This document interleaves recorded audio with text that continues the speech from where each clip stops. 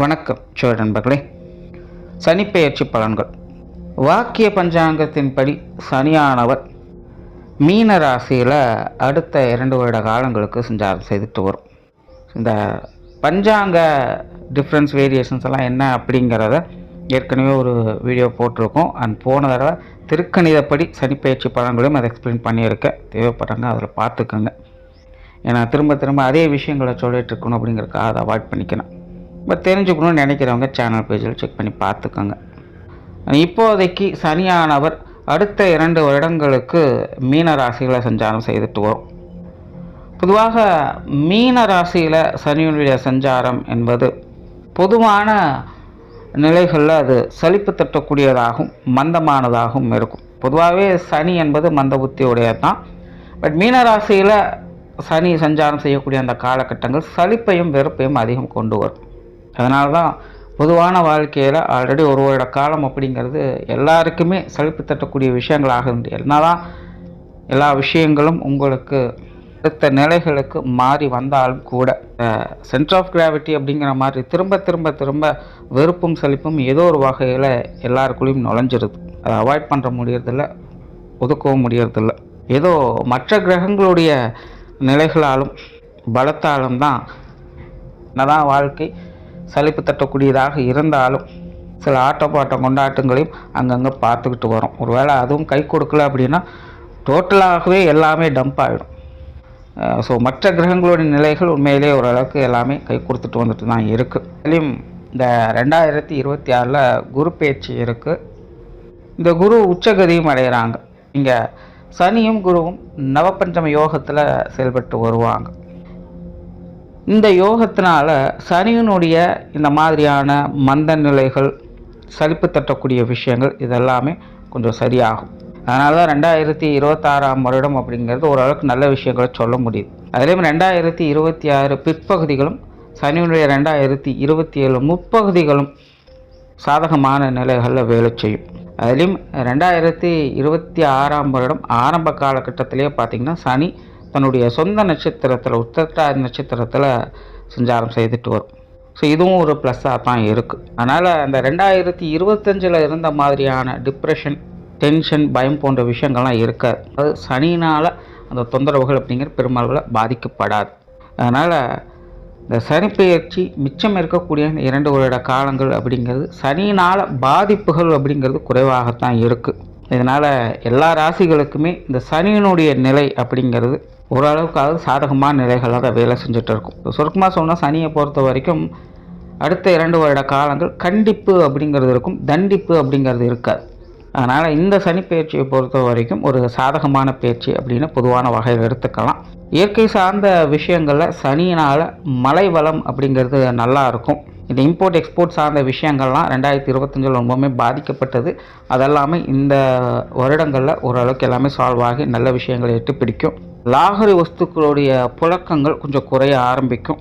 சுப விரயங்கள் அப்படிங்கிற இந்த காலகட்டங்களில் பொதுவாக எல்லாருக்கும் அதிகரிக்கும். அது அனாவசிய செலவுகள் போய் அத்தியாவசியங்களுக்காக செலவு செய்யக்கூடிய அமைப்புகள் அரசாங்க ரீதியாகவோ உலக பொருளாதார ரீதியாகவோ உண்டாகும். சுப காரியங்களில் இந்த திருமண தடைகள் என்பது அகலும். இதெல்லாம் தனக்கெல்லாம் இனிமேல் திருமணமே நடக்காது அப்படின்னு நினச்சவங்களுக்கு கூட திருமண பந்தத்தை ஏற்படுத்தி கொடுக்கும். திருமண தோஷம் ஏதாவது இருக்குது அப்படின்னா அதற்கான பரிகாரங்களை செஞ்சுட்டு வாங்க. கண்டிப்பாக இந்த காலகட்டங்கள் ஏதோ ஒரு வகையில் நன்மைகளை சேர்க்கும். அப்புறம் இந்த சொத்து சுகங்கள், இந்த அசட் ரீதியான விஷயங்களும் கல்வி ரீதியான விஷயங்களும் நிறைய மாற்றங்கள் ஏற்படக்கூடிய ஒரு காலகட்டமாகவும் இருக்கும். அது ஃப்யூச்சரில் நல்ல வளர்ச்சியை கொடுக்கக்கூடிய நிலைகளில் அந்த மாற்றங்களானது ஏற்படும்.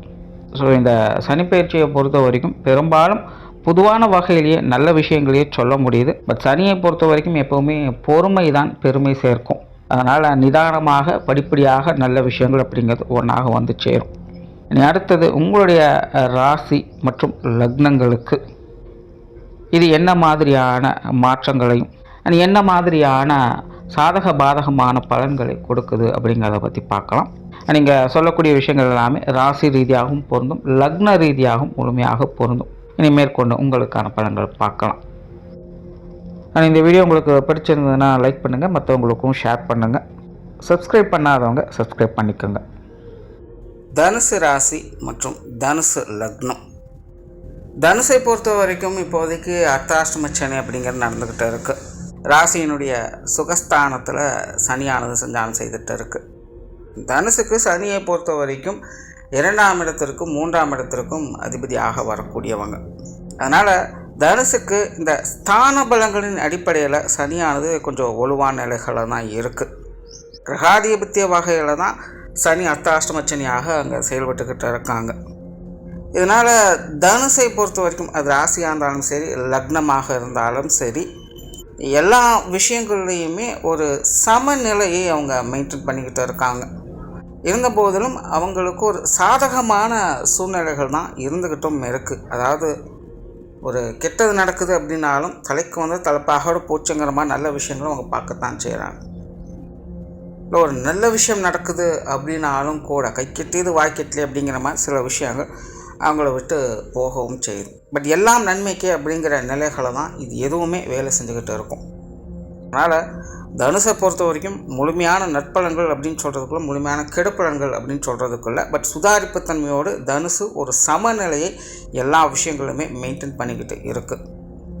அதே நேரம் தனுசை பொறுத்த வரைக்கும் இன்னொரு நிலையில் பார்க்கும்பொழுது அவங்களுடைய முன்னேற்றத்திற்காக போராடிக்கிட்டு இருக்காங்க அப்படின்னு சொல்லலாம். சில விஷயங்களெல்லாம் அவங்க தேடி போகிறாங்க, ட்ரை பண்ணுறாங்க, முயற்சி பண்ணுறாங்க, எல்லாம் செய்கிறாங்க. பட் இருந்தாலும் அவங்களுக்கு ஏற்ற மாதிரி அந்த சூழ்நிலைகள் அப்படிங்கிறது நடக்கிறதில்ல. முன்னாடி சொன்ன மாதிரி கை கெட்டது வாய் கெட்டல அப்படிங்கிற மாதிரி ஆரம்பிக்கும் போது எல்லாம் ஓகே தான். ஆனால் முடிவு பெறும் பொழுது அது தேவையில்லாத சங்கடங்களையும் பிரச்சனைகளையும் அதிகமாக கொண்டு வந்து நிறைய தடை தாமதங்களை அதிகமாக ஃபேஸ் பண்ணிக்கிட்டு இருக்காங்க. இப்போவா அப்போவா அப்படிங்கிறது போய்கிட்டே இருக்கும். வீண் மனஸ்தாபங்கள் அப்படிங்கிறது அதிகமாகிக்கிட்டு இருக்குது. நிறைய விஷயங்கள் தட்டி போவதற்கான காரணமே தனுசை பொறுத்த வரைக்கும் இதுவாக தான் இருக்குது. இப்போவோ என்றைக்கோ நடந்த விஷயங்கள் இப்போது அது தேவையில்லாத மனஸ்தாபங்களை அது கொடுத்துக்கிட்டு இருக்கும். இது இவங்களை பற்றின தவறான புரிதல்களால் சில சங்கடங்கள் அப்படிங்கிறதும் ஏற்பட்டுக்கிட்டு இருக்கும். இங்கே வந்து யார் சரி யார் தவறு அப்படிங்கிறத பேச வரல.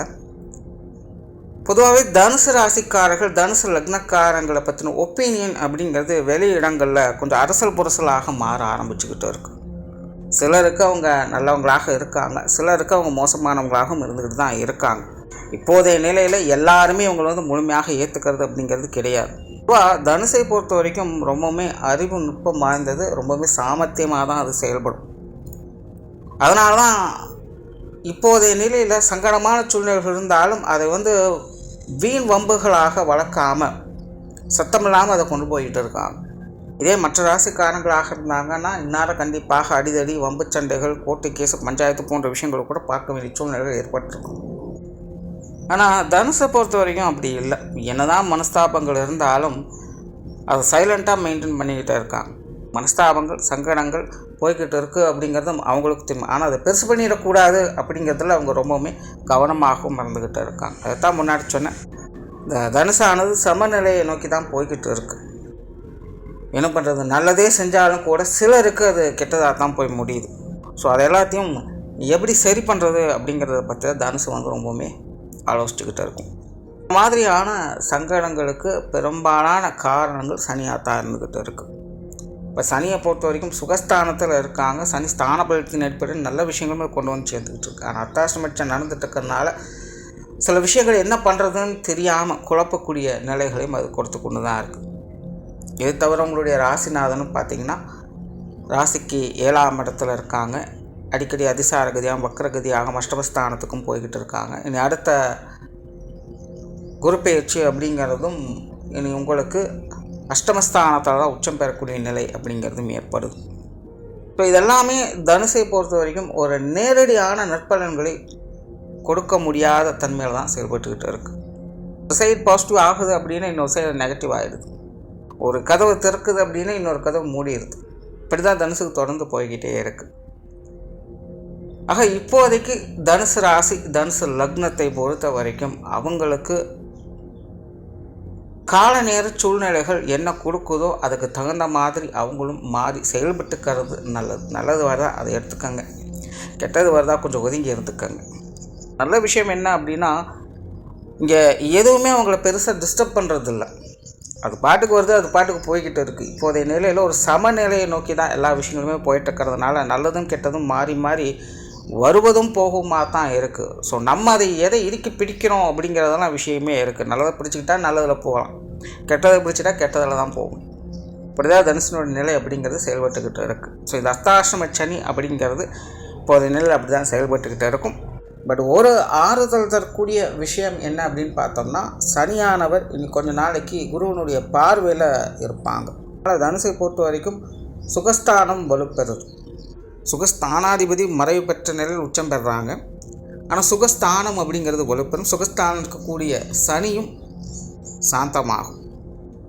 இதனால் தனுசை பொறுத்த வரைக்கும் ராசி ஆகட்டும் லக்னம் ஆகட்டும் 2025 கம்பேர் பண்ணும்பொழுது இனி வரக்கூடிய காலகட்டங்கள் அப்படிங்கிற ரொம்ப பெரிய ஸ்ட்ரகிளெல்லாம் இருக்காது.